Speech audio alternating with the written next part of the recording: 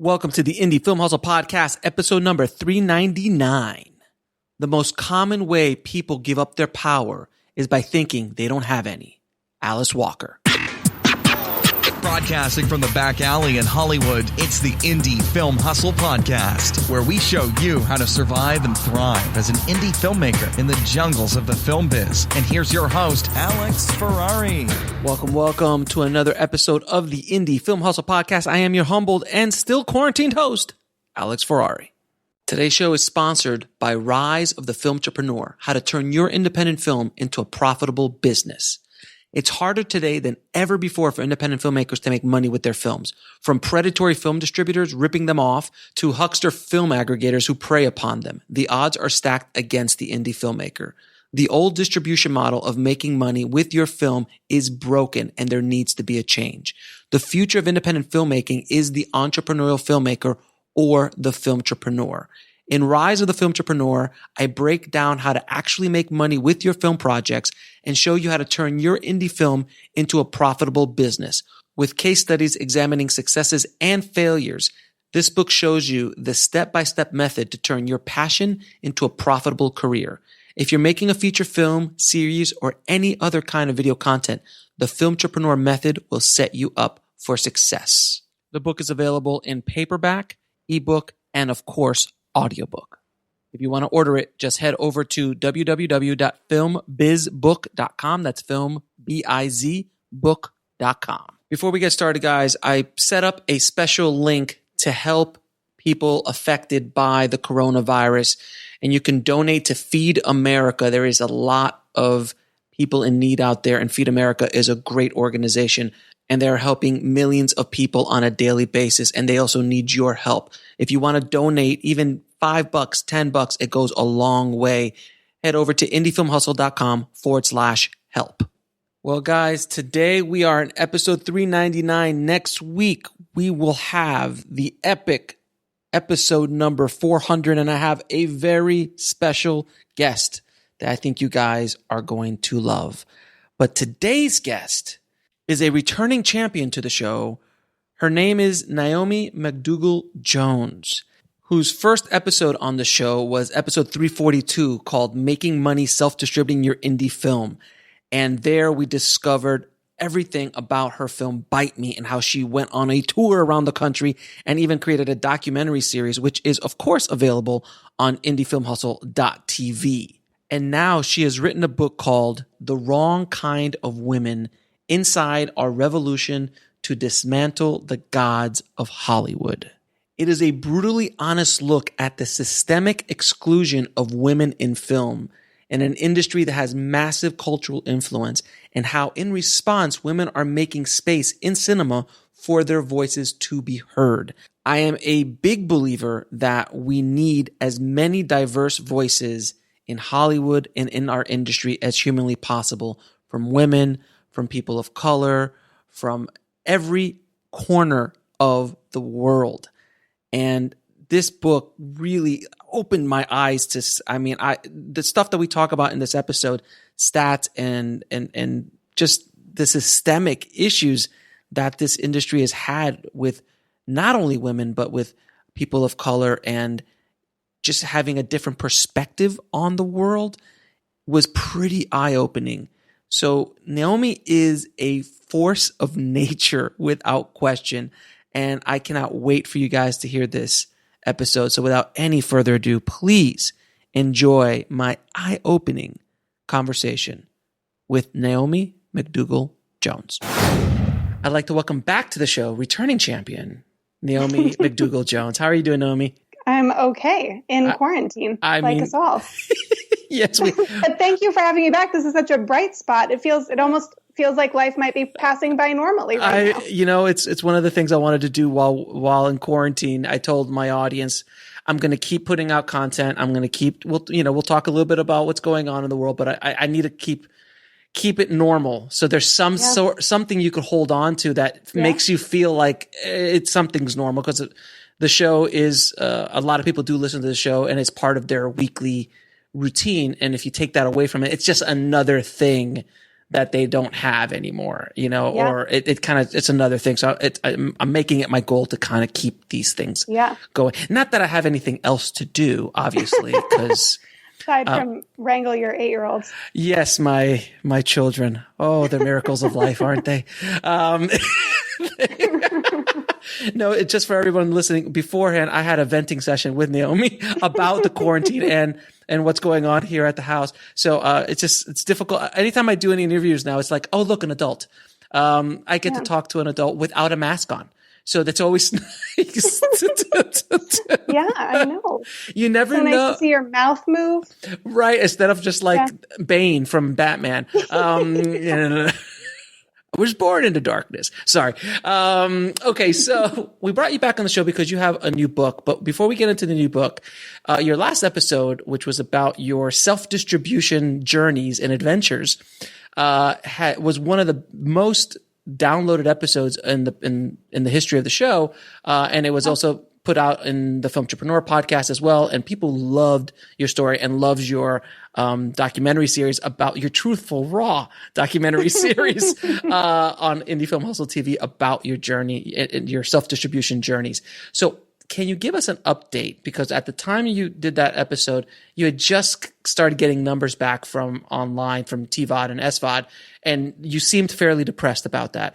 I want to see how, so to continue with the raw truth, how has it gone with Bite Me?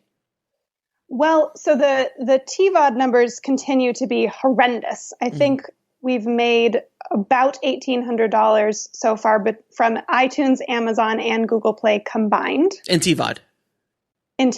Okay. We've made, I think, $5,500 from Seed and Spark because they're awesome alone. Yeah, they pay like obscene. They pay ridiculous amounts for but like, don't ask questions. Just take the money. Take the money. Yes, take the money. And smile.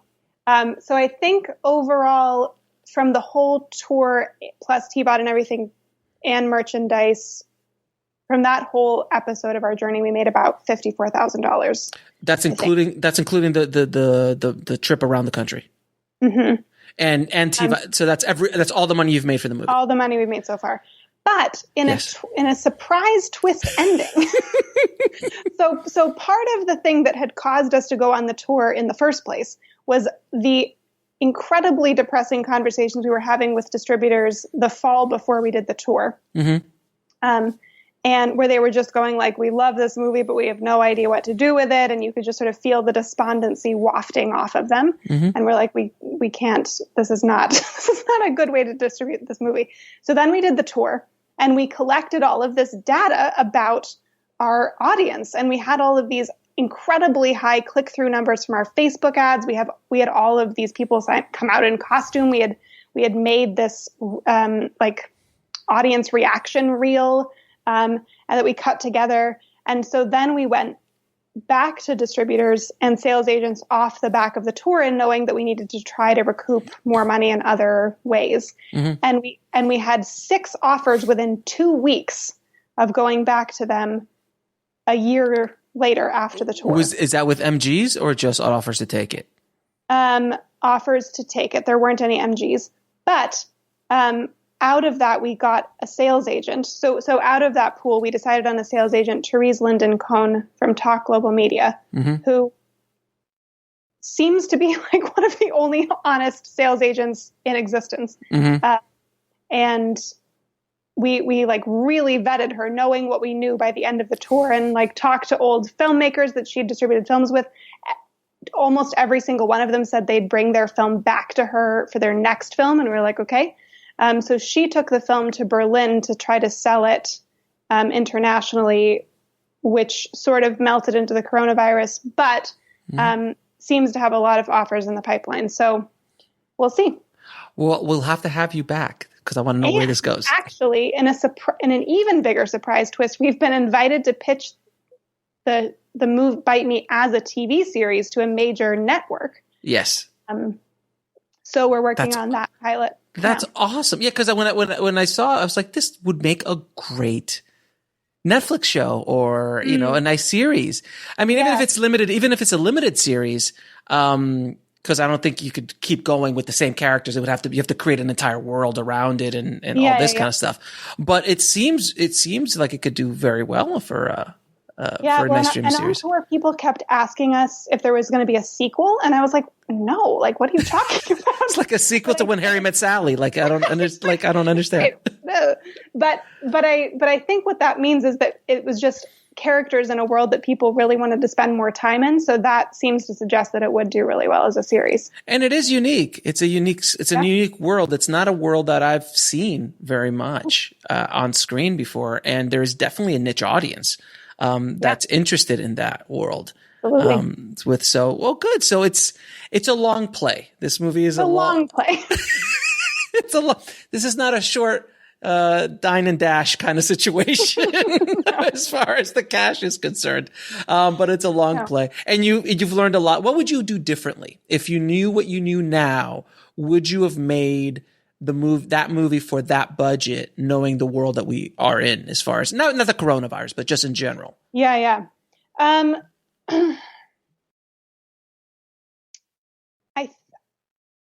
not sure about the budget. I would have still done the tour, but I would have known how to do the tour more cheaply. Like if I had the information I have now, I know how to do the budget version of the tour because I know what worked and what didn't. And we had to like spend money and everything because we didn't know what would work and what didn't. Like everything. Like everything. And so I would do that, but I wouldn't put the film on TVOD during the tour because that didn't end up amounting to that much cash. And then would have tried to find a creative distributor who was willing to sort of parlay the tour into more deals like immediately after the tour. Yeah, because I feel that also could do very well because of the genre, could do very well in physical media because that audience loves physical media, DVDs, even old VHSs and things like that. Yeah. The T-shirts, hats, all that kind of stuff would do very well with that. I always go back. I'm like, what would I have done differently? So it's always nice. It's nice to do a post-mortem, no pun intended. Vampire jokes are an endless well of humor. But yeah, it's very interesting, and you've been so courageous to be so forthcoming in the warts and all experience of the film and getting it out there. I'm really curious. Please keep me updated on where it goes, if it gets sold internationally, and because I sold my like little micro budget film in 4 or 5 territories internationally, which easily covered the budget and then some. I was just like, they do. Now in today's world, I don't know, which I know. This was all going, the twist ending was all going very well. And then coronavirus happened. So who knows what's going to happen. So that brings me to my next question. What do you think, or how do you think this industry is going to move on, after this massive change? Because it's, the industry will grow. It will continue to go. It's never going to stop. It's very resilient, but the way it goes will be different. There is absolutely no question that things will never be back to the way it was a month or two ago. It just won't. I'm curious just to hear your perspective on where do you think the industry is going to move in general? Because I just saw an article right now that AMC might not open up again. Yeah. And all these events are shutting down, and not all shutting down. They're all gone. They're all shut down. And nobody knows what's going to happen. But even the experiment now, which people have been wanting Hollywood to do for a long time, which is to go direct to TVOD instead of going theatrical, or do a combination of the two, day and day, with some of these bigger titles, and they are doing it, and people seem to be liking. I don't know what the numbers are. I don't know what kind of revenue that's being generated. But it's a really interesting time to be live. For sure. I feel pretty excited about it from the perspective that you and I talk about and your audience thinks about, which is that a moment like this is ripe for some kind of new model. Yeah. And we've been trying to force a new model anyway, but now people's behaviors have shifted. I think also the fact that everyone's becoming used to lo-fi production value because they're watching Jimmy Fallon from his living room without all the lighting, and they're watching, like John Oliver and Jimmy Kimmel, everybody. Yeah. And so I do wonder if it's going to kind of allow us to strip back to the essence of what matters about storytelling and allow us to make films more cheaply, but maybe not in a way that doesn't pay people, but just like, does it matter if you have this insane production value, or is it the story that matters and the character that matters? We've been kind of going that direction in general, because the studios are not doing those smaller budget films. And when I say smaller budget, 20 million, I mean, it's like they're Disney basically does all they do, except for the occasional like Queen of whatever that African chess playing movie, which was great. But they do that like once in a blue moon, or they do the Disney nature movies, which don't really count. They're stuck basically. They don't count in the sense of in the scope of the Disney World. But they're stuck to doing studio films. And when I say studio films, they're tentpole, 100 million plus. Don't even talk to me unless it's 100, 125 million. And there's an IP behind it.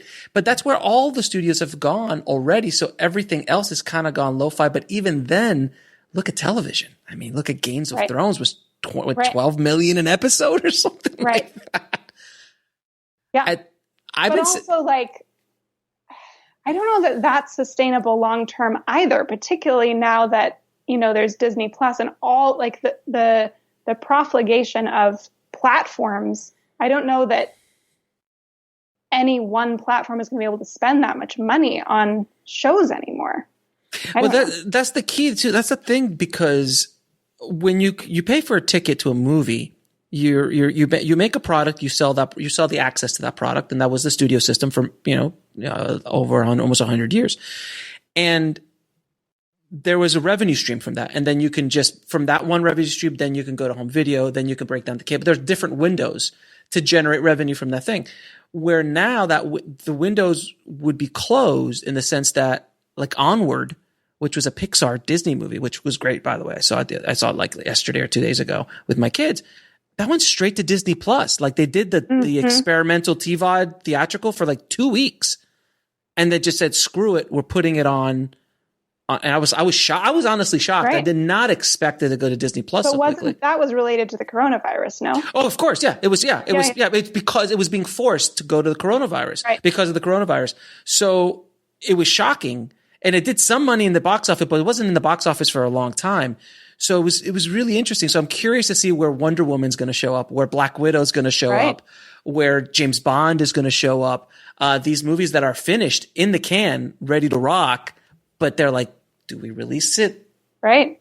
We don't. How long are you going to wait? I mean, that's the point. Like, how long are you going to sit with $100-200 million product on your shelf? Like, it's weird. And if you do release it, is it a write-off? Because are you going to generate $400 million? You can't. So that the new model is, instead of windowing, you basically have the one window, which is your own platform. And it really is not about getting, to a certain extent, look what happened to Netflix. They got 150 million of us here. There is some growth here in the United States, but not a lot. So that means you're basically now funneling money in just to keep the engine going, not to acquire, not to grow, to maintain. Well, and from what I understand about their business model, that's why they're a little screwed right now, because I think they've always borrowed against future growth in order to pay for the content right now. And they're quickly approaching the point where every human on the planet who will ever have a Netflix subscription already has a Netflix subscription. So then what do? It's going to crater. It's going to crater. Exactly. So I've been saying this for a long time too, that this golden age, or this buying spree that everyone's spending all this obscene amounts of money on content. It's not sustainable. It's a bubble. No. It's a bubble within our industry. It's going to pop. Well, and it's going to pop because it relies on foreign markets buying our movies, which already, even in China, they're starting to go like, wait a minute, why are we watching all these movies about white people? We can make our own movies about ourselves and see those movies. And that's going to, the more and more that these audiences become sophisticated and watching these movies, that's going to happen all over the place.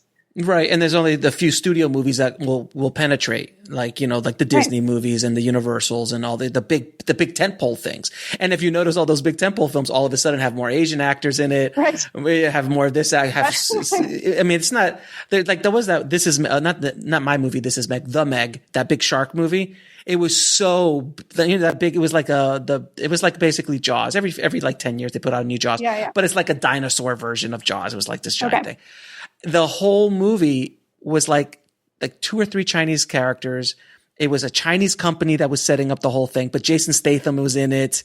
But it was just like so blatantly kowtowing to the Chinese market. It was just like, wow. Right. Well, because domestic audiences hate their stuff now. So they're like, and they know that, and they don't care because they're making $1 billion per movie overseas. But it's as you say, it's not sustainable. But this is where I see there's such an opportunity. Correct. For independent film. And the problem is that we haven't figured out the distribution revenue model, and it keeps changing. And now there's coronavirus. It's like, but if we could solve that mechanism for revenue and distribution, we should be able to step in and fill that void that Hollywood has left for grown-up movies in the United States. Yeah, I do agree with you 100%. I do think that, I mean, we were saying it earlier, Rome is burning. And some people don't even realize, they're like, hey, it's hot in here. What's going on? While a lot of us are like, dude, do you not see that Rome is burning? And when I say Rome, it's Hollywood. So it's slowly starting to shake, and certain things are starting to fall. And before this is all said and done, there will be a lot of casualties. Some of the studios will be acquired or acquired. They're never going to go away. Right. They'll be acquired by their libraries will be acquired by somebody else. But in the rubble is when the great new movements come out, the great new opportunities come out. And I mean, it was in 2008, 2009 when Netflix started streaming. Right. And, and look what happened then, there's a lot of things that are going to be changing in the coming weeks and months. There's such an unknown. Like, we literally have no idea. No fucking idea. Nobody has any idea we're going to have a summer season. Like, am I going to go to the theater? I doubt it. Even if everyone says, hey, we're good, Corona's taken care of, here's the vaccine, here's some treatments, it's all good now. It's just go down to your local CVS and get this little shot. You'll be good as rain. Even with all of that, if that was all said, there's still going to be kind of this hangover that's left over. And I'm not going to go to the theaters I have kids, so I rarely went to the theaters anyway. Because the cost. And that's a whole other conversation of how the movie theater industry has basically been abusing us for the last 80 years with their ridiculous pricing. And now people are like, oh, really? Well, you really weren't that good to us now, but we're good now. We have these home systems. We don't need to do this. It's a shame. You were overcharging us and making shit content for the last 10 years. Like, why are we coming out for you when we might get coronavirus? Exactly. So this might be the first summer since summer blockbusters became a thing in the 70s that we might not have a summer blockbuster scene. I just read that the only pulse left in the theatrical box office is drive-ins. Oh, maybe drive-ins will come back. Drive-ins are the silver lining. They're the only place that people are going to go watch movies is drive-ins. I just saw a whole article about it, like, because there's the week before it was like zero. It made like the whole box office made nothing. Then some drive-ins opened up again. And now people are going to drive-ins, and people are like, "Well, yeah, I want to go. I want to go out. I want to go, but I'll be in my car with my date or my family." Genius. So now drive-ins are becoming a thing, and I was like, again, isn't that insane? It's like vinyl is become a thing now. So fun though. It would, because vinyl now is outselling CDs for the first time since the 80s. Yeah, it is true. Vinyls outsell CDs now for the first time since the 80s. So now drive-ins, can you imagine drive-ins are coming back? Maybe 8-track, who knows? It's coming back.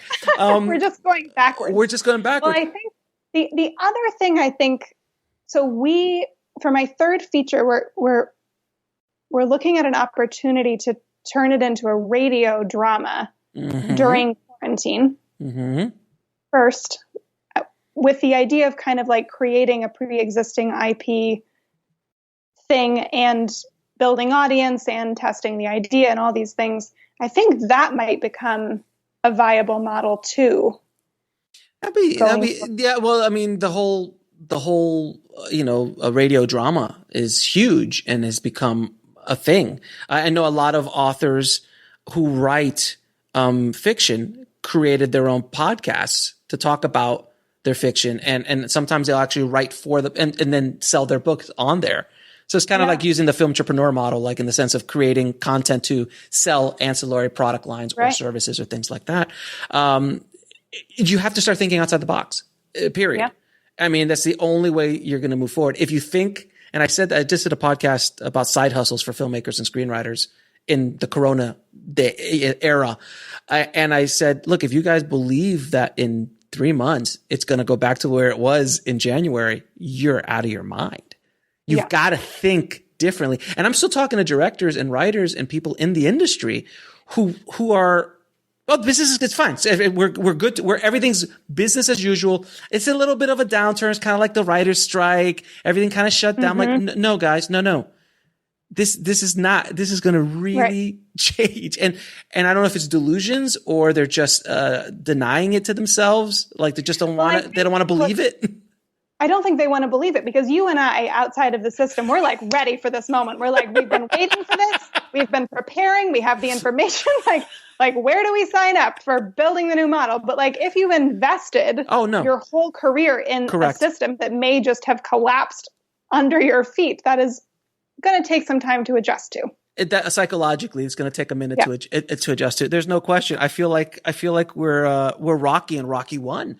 Who've been kind of like training around and someone's going, just kind of like, hey, Apollo just said you want a shot at the title. Like, it's kind of like, and Apollo happens to be the Hollywood system. And we're just like, let's do this. Let's get in. We didn't even have to take them down. Coronavirus did it for us. He's weakened. He's shaken.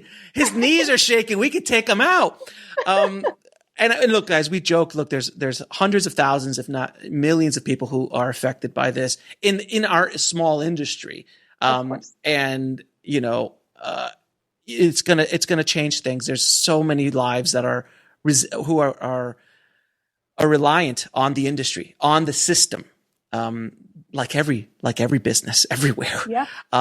But regardless of that, you're going to have to, whether you like it or not, you're going to have to change. Like Mike Tyson said, the great, incomparable Mike Tyson said, everyone's got a plan until you get punched in the face.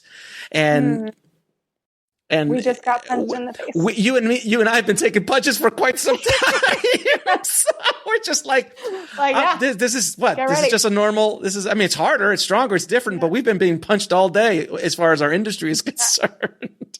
I've been thinking a lot about the analogy of forest fires as a natural part of the cycle of a forest. And the fact that at a certain point in growth in a forest, some of the trees basically get too big and nothing can grow underneath them. And so in the natural cycle of things, a forest fire will happen and it will take down those bigger trees. And after that happens, is the only time that new trees really stand a chance of getting any sunlight and being able to grow. Oh. And I feel like this is that moment. And like, yes, there's destruction and there's pain and there's suffering, and I don't want to minimize that, but it's also this unbelievable opportunity for growth. I'm going to steal that. 110%. Because when you said it, I knew exactly where you're going with it. And it's a great analogy. Because, and I think that's in a lot of ways, there's a lot of industries like that. There's a lot of industries that are fat, and bloated and leveraged, and they just kept, doing their thing and thinking like the good times I swear to God, it's like the Roaring '20s again. It's like, it's a great Gatsby. Everything's going to be great forever. And now all of a sudden the guys, we're the ones outside the party. We've been knocking on the window for a while and the party's been going great inside, but now the party's down and then now they're coming out. They're like, where do we go? Oh, there's these guys that couldn't get to the party. Let's go over there and see what they can do. Meanwhile, they've been building a boat. They've been building a boat. And we're in the ship. See you guys. We're bye. Bye-bye. All right. We've gone off on a tangent a little bit. But I think it was important to kind of talk. I wanted to hear your opinion about it. And And this kind of brings us into your new book called The Wrong Kind of Woman. So first of all, tell us a little bit about what this book is, right? Because obviously it's about an evil woman who is hurting a man, who's obviously. trying to take all the men's jobs. Obviously. The book is called The Wrong Kind of Women, Inside Our Revolution to Dismantle the Gods of Hollywood. So actually, our last conversation was a perfect segue into this discussion. So the book is about the fact that if you've watched primarily mainstream U.S. movies in your lifetime, 95% of all of those films you have ever seen were directed by men and overwhelmingly white men. 80 to 90% of all of the leading characters that you've ever seen on screen were men and overwhelmingly white men. And 55% of the time that you've seen a woman on screen, she was naked or scantily clad. And that has been true for most of the history of cinema and is still true, which is pretty mind-boggling when you consider that women are now 50% of film school graduates. So like somewhere between women graduating film school at 50% and only 5% of them directing studio films, a lot of careers are getting bled out. So the book is a look at how that's happening. How is it possible that that is still true in 2020? What are the mechanisms by which those careers are being bled out? What is the impact that that's having on the brains of the people who are watching our content? That our content's coming almost exclusively from this monolith of the white male perspective. And it's not that it's a bad perspective. It's just that it's one perspective out of a whole spectrum of perspectives that is currently controlling 95% of our content. And then the book is about solutions. Like, okay, what do we actually do about this? Because we've had 7,000 panels and discussions, and the studios have sent out press release after press release saying, look, we've solved our woman problem, and they never have. And it's like, okay, how do we actually fix this? Yeah, there's, I'm a Latino man and I have been all my life. And you didn't choose that later. I didn't choose that. No, I was born that. And, I remember growing up when I was in the commercial business, I was doing commercial directing. And I worked in Miami, which was, obviously a very Latino area. And there was a lot of, South American clients and things like that. I was told that I couldn't put Spanish commercials on my reel because I would lose out for anything domestic. That's how ignorant it was, this is before Guillermo del Toro, Robert Rodriguez, just on the Latino side. And of course there's Spike and John Singleton and all the other great directors of color.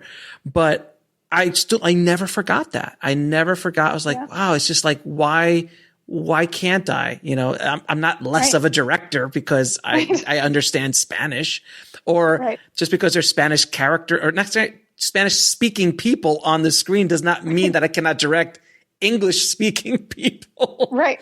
It's an insanity. Well, and I would question whether that would be that different today, even with those examples that you cited. It is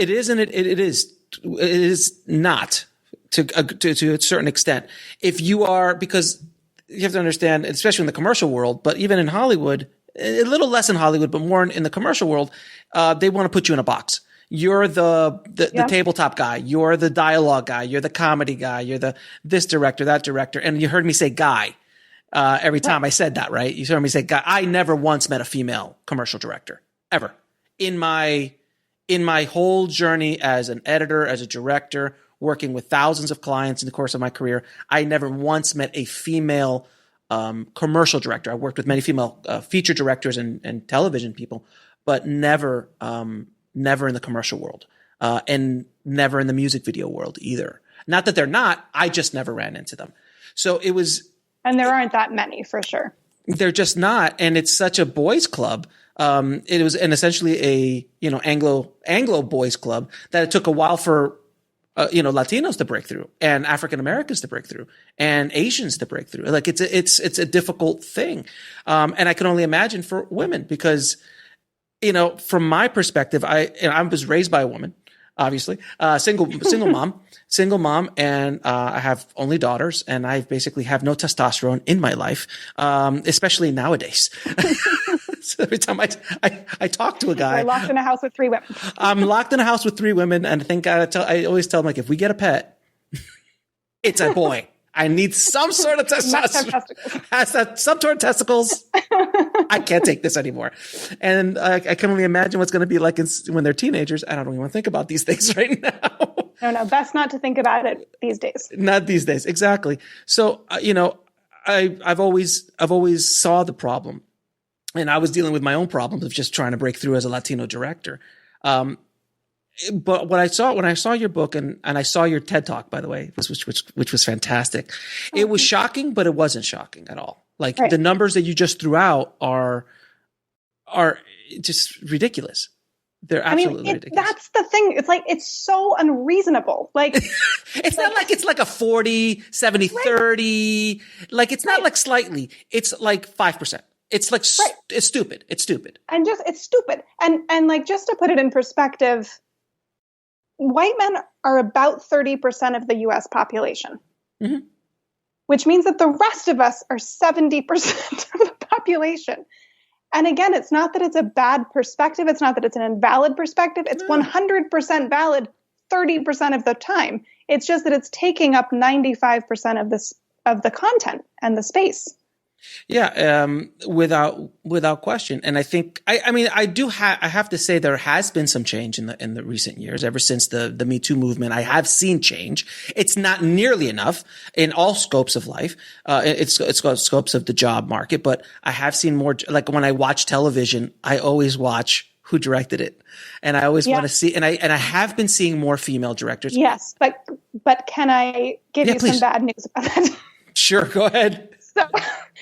So yes, and this is sort of this danger point that we're in, because we had Me Too, we had all of the articles we wrote, Weinstein, all this, and one of the things that we are seeing that is real change is there are more diverse characters on screen. So we are seeing more stories about characters who aren't white men, which is good. The problem is that the numbers behind the camera, so the people telling the stories, are changing almost not at all.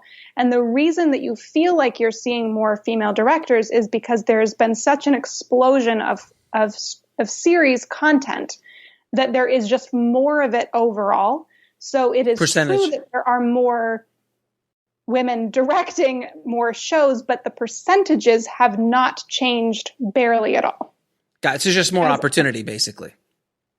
There's more opportunity in the scope of all the opportunity to direct, all the period. So like, there's more opportunity for you if you are seeking it out, or if you tend to like that kind of content, to find content. But in the scope of what everyone is watching, it is still the same percentage. And I feel that, that makes perfect sense. And look, I remember when, one of my heroes growing up, Robert Rodriguez, showed up, and he snuck in the door. Like he's completely snuck in. He was like the first major Latino director working with major budgets, doing what he was doing. And I always tell people, regardless if you like his movies or not, you got to respect the man for how he does what he did, and how he continues to do it. And then Guillermo and Alfonso and what's his name? Oh God, the other one. There's 3 of them. Yes. Yes. They all came in and they just won every Oscar ever. I know, but this is super interesting. So you're right, but they are all from foreign countries. Correct. So they're not domestic. So this is super interesting, because in this whole, and it was awesome that Parasite won. Yeah. Love the director. He's amazing. So great that it won. But, a lot of the Hollywood press was like, see, diversity is solved. But actually, if you look at the last 10 Best Director Oscars, 9 of them went to foreign male directors, which is really interesting because, of course, they've never given the Best Director Oscar to an African American of either gender, and only ever once given it to a woman, which was Catherine Bigelow. So it brings up this sort of disturbing implication that the Academy is more willing to see greatness and empathize with the stories of men who live on the other side of the world than with the women and the people of color beside them. Yeah, and that you're absolutely right. I've actually when I was still chasing the Hollywood dream years ago, I was like, maybe I should make a feature in Spanish, and and just submit it to some festivals as a foreign film. You'd have to like pretend that you were from Spain or something, I mean, not feel threatened by. It's weird. It's a weird thing. But look, this is a system that has been in place since Edison started this whole thing. Or the Lumiere brothers, technically, or actually somebody else. Almost. But did you know that during the silent film era, there were more women directors, writers, studio heads than at any time since then? So when did it switch? And why did it switch? So it switched when talkies came around, because before that, it was considered basically an eccentric hobby. Like nobody really thought there was an industry there. Sure. And the men were sort of away fighting World War I, and they were like, yeah, whatever, that's fine if the women are doing this. And there were actually more women, and they were getting paid better than the men were in Hollywood. And then when the talkies came around and everyone was like, oh shit, this is going to be a real thing, Wall Street came in, and you can see in contemporaneous documents, they said to the guys, they were like, okay, we'll invest in this. We'll build it into an industry, but you've got to get the women out. First of all, because they don't know how to run business, obviously. And second of all, because they're making these really radical films about abortion and cross-dressing and lesbianism and and we're talking about like the 30s, Jesus. Yes, right. So radical. They were making films that were sparking riots. They were shutting down theaters. And so the Wall Street guys were like, we're going to have a real problem in society if women around the country keep watching these movies and start getting all these ideas about what their lives should be like. So after an era where there were actually more women than men in these key positions in the industry, by 1945, they had so completely evicted the women that only 0.5% of all films were directed by women between 1945 and 1979. 0.5%. Wall Street strikes again. Yes.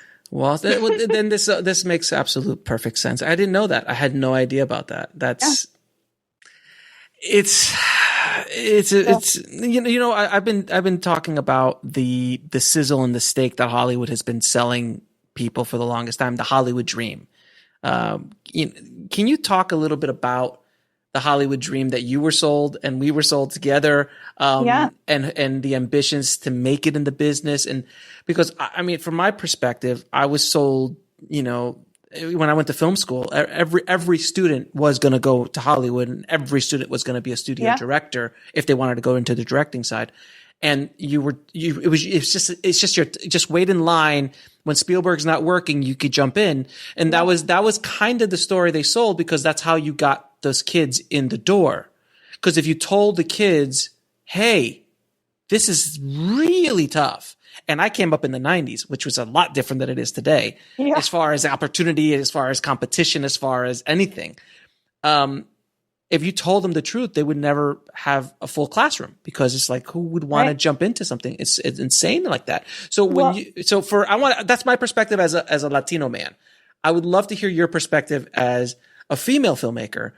What was the story that they sold you to even think that you could even do anything in the business? Well, one thing that they definitely never said was, hey, your percentage is going to go down from 50% in film school to 5% of directing studio films. Like, there was never any discussion about the gender disparity, about what we would run into, about the sexism we would be up against, which I have been, since the book came out, really pushing it to film school professors and deans, saying, like, you are doing a great service. I wish.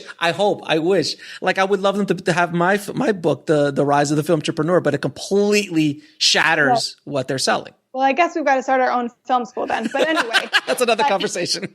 That's another conversation. But the point being, like, so I interviewed over 100 women, and mostly women, but some men also, for this book, and asked them about their experiences too. Like, what did you expect leaving film school or acting school or whatever? And then what happened? And, yeah, like I watched the Oscars every year from the time I was 6 years old in my pajamas. And there was like, I bought the myth hook, line, and sinker. And it never occurred to me that it wasn't a meritocracy, right? Which was idiotic and naive. But it certainly never occurred to me that unless you were a white man, you basically had no chance, or like a ridiculously small chance. And so what I noticed in interviewing all these women for the book is that basically everybody goes through the same cycle. They go to film school, like raring to go, confident in their voice as a storyteller. Film school slowly starts eroding that, right? Because all of the films that are taught are, here is what great cinema is, and it's all by and about white dudes. And so it's like slowly this messaging begins that your perspective doesn't matter, that films that resonate with you aren't great. And then you get out into the industry, you face all of this sexism, all of this racism, and you think, but you don't compute that that's what it is, because nobody ever told you that that would happen. So then you go through this 10-year period of blaming yourself, trying to make yourself into something that they will pick, shaving pieces off of yourself, and then eventually maybe getting to the point of understanding what you're up against actually, and then maybe beginning to think about finding ways around it. But if you could just like have them read my book or a book or something and be like, hey, here's the deal. This is so unfair, but this is what's true. Here's what you're going to face. Here are the things people are going to say to you. And here are some tools to think about how to get around it. You would save them decades of despair right up front. This is basically my mission in life with what I do. I know it is. Yeah. It's what I try. But it's interesting how those two conversations tie together. Like, this isn't unrelated from what we were talking about in the first half of the episode, because it's all the same myth, right? Like, it's also the myth that you have to wait for the system to choose you. Well, if you're waiting for the system to choose you and you are not a white man, you are going to be waiting a very, very, very, very, very long time and probably never have a career. So the necessity of building new systems and finding ways around and being a filmtrepreneur for people who are not white men is even more important. Without question. I was mentoring a friend of mine has a daughter here in LA, and she just got out of film school. And, she was a fan of mine and everything. She's like, do you mind talking to her? I'm like, do you really want me to talk to her, or do you just want me to talk to her? And she's like, no, give her the real truth. I'm like, okay. And I sat her down, and she was the bright-eyed and bushy-tailed. This is right before she before she hit the streets, if you will. Yeah. She's been in the business now about 6-7 months. So you could, the shine is off.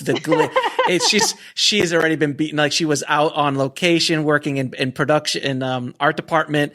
And then the director ran off with the money, and they're all left out there with no money to pay the bills. And they have to drive home. And she's like, and she turned down other jobs. Like, she's already going through the ringer a bit. And I told her when I sat down with her, and I told her, I'm going to be really, really frank and honest with you. And I don't want you to take this the wrong way, but I would rather you hear this from me than go through pain. Whether you like it or not, unfortunately, you are going to have to be about 100 to 200% better at your job to match up with a man at the same job who's 300% less than you. That's the starting point. And it's unfortunate, but it's the reality of, and I've seen it on my sets, which I try to always do it. I'm like, why is this dude here? She's much better. Or that other dude's much better. Like, why are you here? So on my sets, I always try to make it as, I try to employ as best I can, whoever I can. And she was just like, her eyes open up. I'm like, I want you to understand. And I go, and by the way, that's not this industry. That's basically the world, unfortunately. And I look at this because I have 2 daughters. And I'm going to have that same conversation with them when they're of age. I'm going to go, guys, this is what it is. But doesn't mean that there's other ways of going around it. But go ahead. Right. Well, that's what I want to say is that, so what I had I'd been an activist in the women in film space for a while before writing this book. So I kind of thought, I knew what there was to say, but I did these 100 interviews. I pulled thousands of pages of data and research and scholarly papers and sort of laid that all and like really looked at the whole situation. And there were a number of things that really knocked even me to my knees all over again researching this book. And one of them is that I was looking at this Oscar data, right? So only 5 women have ever been nominated for Best Director Oscar in 92 years of the Oscars. And only 3 of them have been in the last 25 years. So, Jesus. I mean, I laugh, but it's not funny. But it's it's ridiculous. It's ridiculous. It's absurd. So it's Sofia Coppola, Catherine Bigelow, and Greta Gerwig. Mm-hmm. And so then I was thinking, okay, well, like, how did they do it, right? Was it just that they were 1,000% better than everybody else? Like, what is the thing that they have in common? How did they actually manage to do that? Well, they're all white, straight, cis, able-bodied women, for one thing. But then I was looking and I was like, okay, but what's the real connector is that every single one of them is either the daughter or the romantic partner of a man who had already been nominated for an Oscar by the time they were nominated for an Oscar. Yeah. I just, when you said that, I connected the dots. I know who each person is. I'm like, Sofia Coppola, Francis Ford Coppola. It helps that he's a living icon. That's good. James Cameron, another living icon. James Cameron, Catherine Bigelow, and Greta Gerwig, Noah Baumbach. Now, these are all very incredibly talented women also, right? I'm not taking anything away from them. Of course. But what that means is that in the last 25 years, if you have been incredibly talented and ambitious and white, straight, cis, able-bodied, have all of the privilege, but you are not also directly related to a man who has already been nominated for an Oscar, it is not more difficult for you to reach that peak in your career. It has been literally impossible.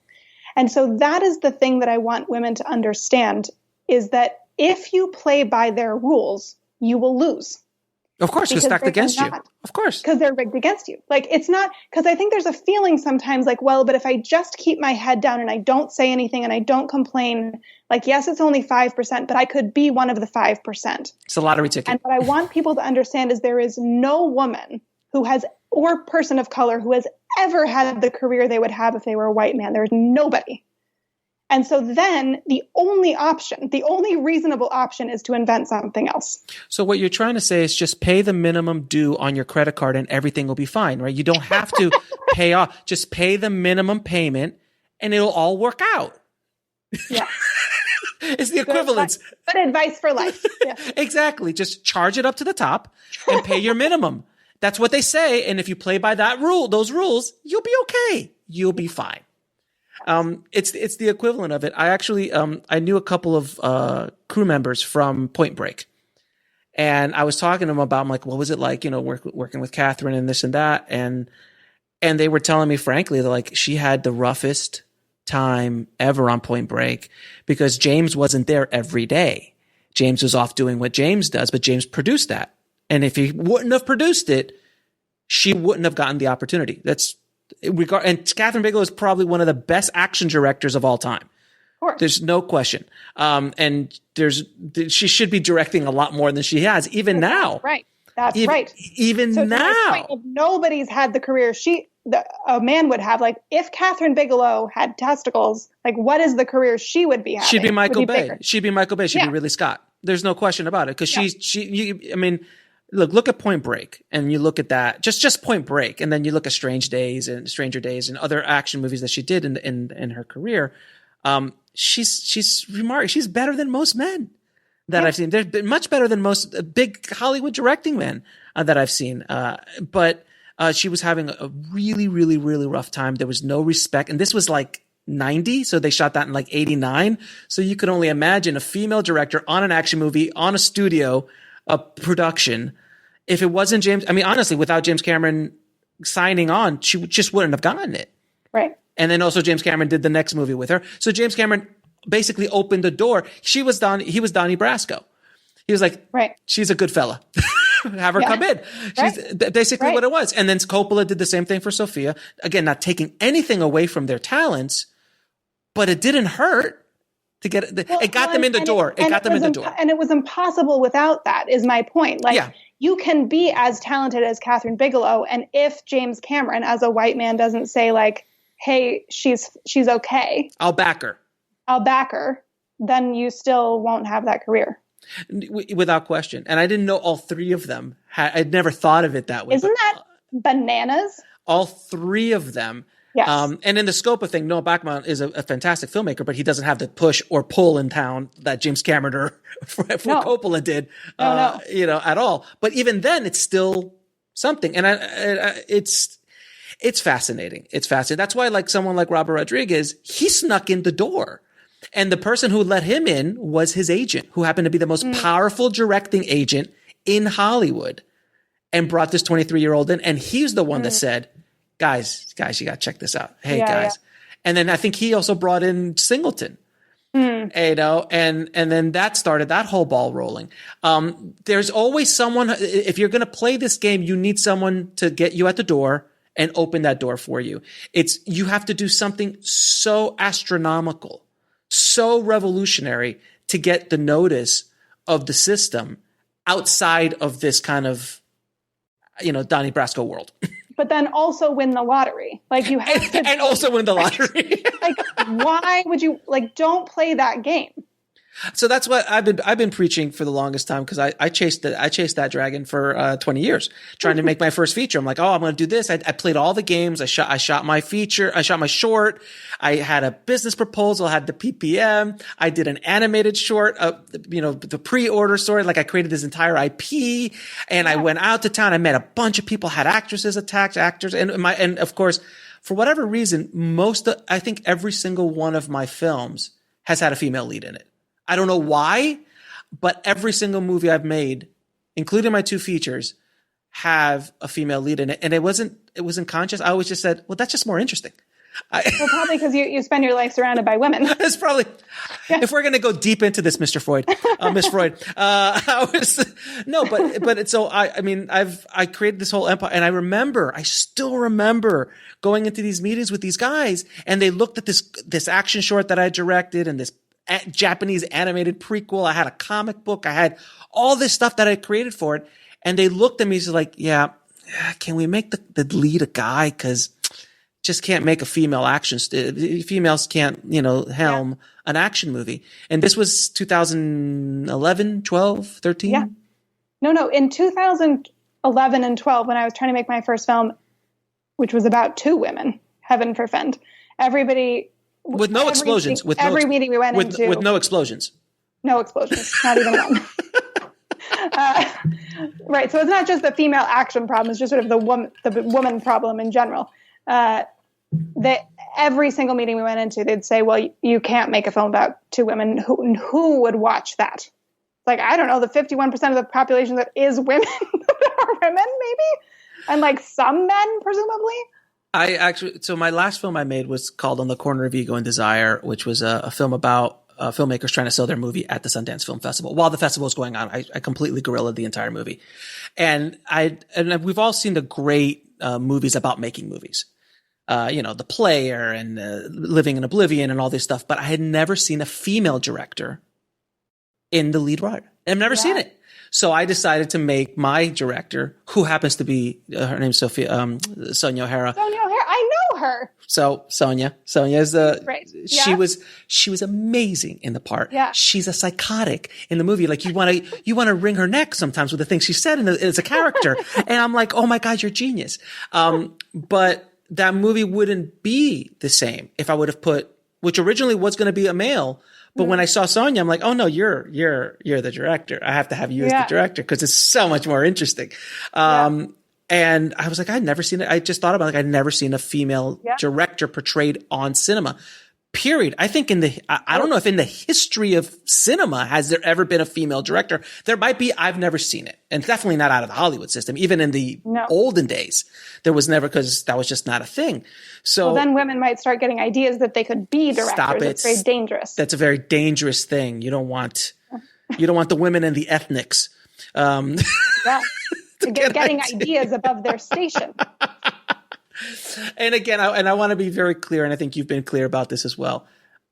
there's nothing wrong with being a white male. And there's nothing wrong with white male films. There's nothing wrong with a male perspective. There's nothing wrong with a female perspective. Nothing wrong with a Latino or Asian perspective. I mean, Crazy Rich Asians, that's a fairly Asian perspective. Yeah. And it was a huge, huge monstrous hit. It's fine. It's just trying to balance it all out a bit more, to kind of represent society. Right. That's my point. Like it's so unreasonable right now. It's so like the fact that 30% is taking up 95% of the jobs in the content creation, just like at a very basic level, makes no sense. And, I lost my train of thought. So hold on a second. So do you find that the system in general is built to be kind of predatory in the sense? Oh, definitely. You didn't even hint. Yeah. You didn't even slow down on that one. No, definitely. Two women and to women specifically, but to newcomers in general. Like it's about eating them up and spitting them out and just absorb, like kind of like almost leeching off of whatever talent or skill they have. And for you to kind of break through that and actually make a name for yourself in the business is a miracle. For a woman, it's just like basically the second coming. Right. I mean, right, yeah. And the thing is that as I can literally count on one or two hands how many Latino directors of name recognition there are in our industry. With one hand, I could do Asian. With one or two hands, I could do African American. With women, definitely one. Yep. You know, that seems to be a problem. I mean, I'm just saying that seems to be a problem. And again, I'm nothing against the white males, but we don't live in a country or specifically in the U.S. that is 70% white male. You know, like and like you white men, your lives would be better also with this. Of course, different perspectives, absolutely. I guarantee, like, A, the content would be more interesting, so that would be better. Mm-hmm. And B, like, part of what makes our industry so toxic is that it's all of the people are the same too, and they've whipped up this sort of like penis war, toxic masculinity tornado that lies at the core of our industry. And like, it doesn't have to be this awful, people. You know, I'm sorry. Stories. Can we just back that up for a second? Did you just say penis tornado? I think I said penis war, toxic masculinity tornado. But let's go back to the penis tornado. I think that's a sequel to Sharknado. I'm thinking it could be the penis NATO. And it should be directed by a woman. I'm just saying, let's throw that out there right now. Anyone listening, take it. It's free, no IP. Free idea. Go make millions. Go make millions with it. Let us know. Give us a special thanks. The other thing I was going to say, and again, I'm going to go back to my daughters with this is the system. This is the realities of this system. And what I was saying before, when I was chasing my own dream of being doing my own feature and stuff like that, and playing by the system, by the rules of the system, that you have to do this, this, this, and this, and I did everything right and still couldn't break through. I just said to myself, I'm tired of playing by their rules. I'm going to create my own rules and I'm going to do my own thing. And the second I made that switch in my mind, my entire world changed and I became much more free as not only an artist, but as a businessman and being able to provide for my family and being able to express myself as an artist and to cast whoever the hell I wanted to cast. And, I keep my budgets really low to do what I want to do, to have more freedom to do that. But I would tell my girls growing up, I would say, if you don't like the rules of the sandbox you're trying to play in, then go play in another sandbox, or better yet, go build your own sandbox and play your own game. And I promise you, the kids at the other sandbox will eventually start knocking on your door. And if they don't, it doesn't matter because you're still being in a better sandbox. You're going to be doing your thing, and that's exactly what's happened with me in my career, where I started to build my own sandbox, and now people from that other sandbox have been knocking and like, hey, how can we do this? Hey, how can we do that? And I think that's the goal. I think that's the only way to do it, because, maybe you and I are both a little bit, a little too much shrapnel in us from the business, and we just know the realities of the business. I'm curious to see what's going to happen again at the end of this whole thing with this, and see what, because if things were tough when things were good, meaning like if things were tough for people of color and women when money was plentiful, when all that tightens down, I don't see a lot of opportunity in the system for those stories. They're gonna just go straight down to what they know. Yeah, totally. We're gonna do another Jean-Claude Van Damme meets Steven Seagal meets Mike Tyson, and that's gonna be sold, and that's that's it. And they're gonna go, and all these conversations we've been having since Me Too and Oscars So White, and like but like now we need to get down to the real business, and like we don't have space for those conversations anymore, and like we just need to get back to the white dudes. But again, like I said at the beginning, this is our moment. Like, they're weak, right? They've been hit. They're the Hydra. They're absolutely going to double down on their old thing, but their old thing doesn't work anymore anyway. And like, this is the opportunity for something else. I want to. There's a moment in our history in the film industry that this happened. This has happened a few times, but very not like this, but where there's a weakness in the system. It happened in the 70s when the Hollywood system had no idea what to do. They had no idea how to make youthful films. They saw a movie called Easy Rider show up and just blow them out of the water while they're making Finland's dancing whatever thing that Coppola did. He directed this thing in like 1970. It was like, and no one went to go see it, or Heaven's Gate or these kind of movies. And they were like, what do we do? Well, let's let these kids in. And because of that moment, that window of opportunity, we've got, again, some of the great cinema of the 70s is amazing cinema. So Spielberg, Scorsese, Milius, Coppola, all those kind of guys, they got opportunities that would have never, ever gotten in the system. Like Spielberg would have never been able to walk in to the 40s and the 50s. He wouldn't have been given that opportunity. It would have been very difficult for him. And I know these are all still white males, but we're talking about that time in history. But that opened up an opportunity for that. And then it happened again in the 90s. The Sundance generation, the Tarantinos, the Robert Rodriguez's, the Spike Lees, the John Singletons, the Richard Linkletters of the world. And that group was that small window to get those opportunities. Then there was another window with commercial directors when the Finchers and the Bays and the Antoine Fuquas came in as well. But you've noticed every single time I've said any of these movements, there's no women being spoken about. Well, that would be radical. I mean, we're talking about at least people of color. So there's some movement. Progressively more of those with each. We're getting there. But this is going to be that for God knows what else. I always tell people, like, imagine Fast and Furious. If it was the Dirty Dozen, it'd be pretty boring. Meaning that like it was just all white dudes. Yeah. That's one of the things that make that film so well, that whole franchise so well received. It's that there is such a multicultural and everything is in there. Moving, I don't know.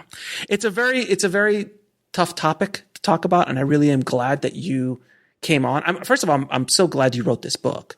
And I want to ask you, what is your hope for this book? What is your hope that this book does for people? Well, so it's only been out about a month and a half, and already I feel like a lot of the things that I most wanted to accomplish with it, I've heard are happening. So one thing is I'm getting a lot of emails from women, some of them, from high school all the way up to have been in the industry for 3 decades, writing and saying like, oh, I didn't understand what we were dealing with before, and now I do, and I'm never going to approach my career the same way again. So that's very exciting, right? Awesome. So it's like breaking them out of the matrix. I've gotten a lot of emails from white men who have said, hey, I didn't understand. Like, I kind of got it, but I didn't really know. And like, now you gave me tools to actually be part of the solution. And and now like, I'm going to change my behavior going forward.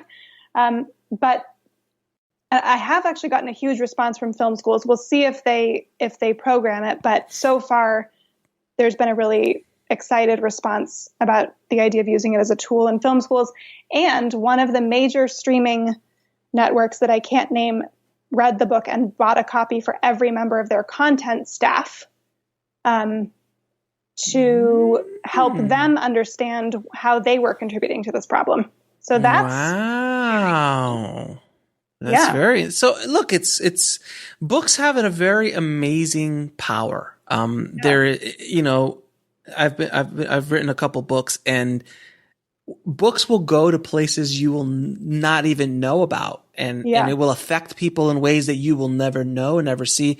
I mean, just the same way as I read a couple books a week, and I try to absorb, and they've changed my life. They've changed my perspective. They've changed the way I think about things. And when you write a book and you have that effect on other people, it's pretty amazing. It's a pretty amazing experience. I had a school call me up and like, we'd like to buy in bulk. I'm like, bulk? Okay. Let me set that right up for you.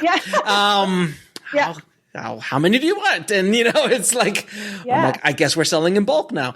So, you know, there were people that were excited about my latest book, and I've just the reviews and the people come back to you. Like you said, they come back to you with these things. Like, you've changed the way I think about making movies and moving forward. And it's very gratifying. It's very gratifying. It's so gratifying. And it's so exciting. And I think, like, what I would say to people who are like, maybe I'll read this book, maybe I won't.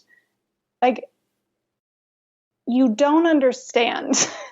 Like, even if you've read articles and you know the numbers and you've listened to this interview and like you kind of have a vague understanding that this is a problem, the thing that you can do in a book that you can't really do in any other format is pulling together 100 interviews, pulling together thousands of pages of data, overlaying the human stories with the numbers and the percentages. And everybody who's read the book has said, like, I didn't really know until I sat down and read this cover to cover and like saw the scope of it and like actually understood. So, and I think once you do, you can't ever move forward or watch film the same way ever again. Oh no. I mean, without question, you look at, you're like the perspective of what, you know, I grew up in the 80s, essentially 80s and 90s, you know, coming up, and all I saw was what you said, you know, movies made by basically white males. That's why when She's Gotta Have It showed up, everyone was like, what? Like, what is this? You know, or even better, Hollywood Shuffle. Do you remember Hollywood Shuffle? No, I think I missed that slightly. So I want Robert on this. Robert Townsend. You remember Robert Townsend, the actor? Okay. So Robert Townsend was so upset about all the parts he was going out for in Hollywood that he was just like, you know, he was the gang member. He was he was the drug dealer. He was the drug addict. He was like, you know, the butler. He was like he was so ridiculous. Yeah. So he's like, you know what? I'm going to make a movie about that. And he made Hollywood Shuffle, which was, it was made in 1987. It was the first time, to my knowledge, filmmakers, at least at a grand scale, a filmmaker put everything on his credit cards. So he spent like $30,000, $40,000, $50,000 on his credit cards and made this movie on film back in the day. You know, he made the whole thing, and it went on to gross like $10, $15 million. And it was all about there was a white acting coach telling a black actor how to talk black. It's hilarious. Like, no, man, you gotta do it like the more basic, like, and he's like, and you see the black actor speaking very, well, it's really, okay, I'm from Juilliard. And it was just so brilliantly, the satire was fantastic, on how he did it. So, when these kind of films showed up, people were just like, and when El Mariachi showed up and Desperado showed up on Robert Rodriguez's side, it was amazing. And I was remembering, well, even Sofia Coppola with Virgin Suicides, like that was just like how it's just so, it's jarring. It's like you don't know until you see it. You don't realize you're in the Matrix until you. I had a 60-ish-year-old African American woman come up to me after a talk, and she said, when I watched Queen Sugar, she said, that is the first time in my whole life that I ever saw my family and myself on screen. And she said, in that moment, I suddenly realized that that is what white men experience every time they watch a movie. And she was 60 years old. Wow. Yeah. And that is shameful. It is without question. And, you know, whether you love him or not, Tyler Perry, what he's been able to do, you know, with his work, he saw, like, no one saw themselves up there. Yeah. And I'd argue to say that Latinos are still struggling with that. There's not a lot of, you know, there is more. Oh. There is more. We had J-Lo and Shakira on the Super Bowl. What more do we want? I mean, seriously. I know. Stop complaining. I mean, come on. I had an older white gentleman on Twitter the other day say I had made reference to the fact that women are half of the population. And so he first corrected me and said, women are actually 51% of the population. And also it's getting very exhausting listening to women complain all the time.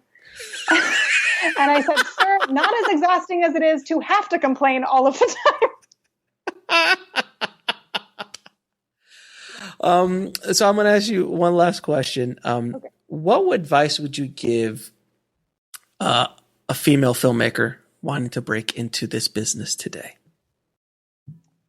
Read my book before you step out of the door. I say the same thing. 2. Yeah. And also read Alex's book. And 2, it is your civic, moral, and ethical responsibility to make sure that you find a way to tell your stories and get them out to audiences who desperately need to see them and want to see them. And if the system works for you, great. But never, ever allow them to determine your worth, because you have to understand that the system is fundamentally not set up to recognize your worth or your voice. So if it does not work for you and they do not give you value, you have to make your own, and you have to find ways around. But please, please find a way to tell your stories, because we need them. I can't have said it better myself. That is a great way to end the show. Can you tell everybody where they can find your book? Absolutely. The Wrong Kind of Women Inside Our Revolution to Dismantle the Gods of Hollywood is available in hardcover, audiobook, and ebook, wherever books are sold. It's such a great title. That's such a just in your face title. I love it. I love it. There's a headless Oscar on the cover. And that's a real benefit of buying the hardcover, is that you get to have this book on your shelf with a decapitated Oscar on the cover. Naomi, and then where can people watch Bite Me? On Amazon, iTunes, and Google Play at the moment. And hopefully other places coming soon. Yeah. Naomi, thank you so much for taking a time out of your quarantine to speak with me. Quarantine. Yes, you're very busy. No, thank you for doing it. Thank you so much for having me back. Yes, and thank you for doing the work you're doing, and hopefully this episode will shine some light on it and open some minds and help some filmmakers, regardless of race or gender, to be able to tell stories that they want to tell within the system, or preferably outside the system. It's just more fun being outside the party. It's way more fun. A very bad party. Thanks again.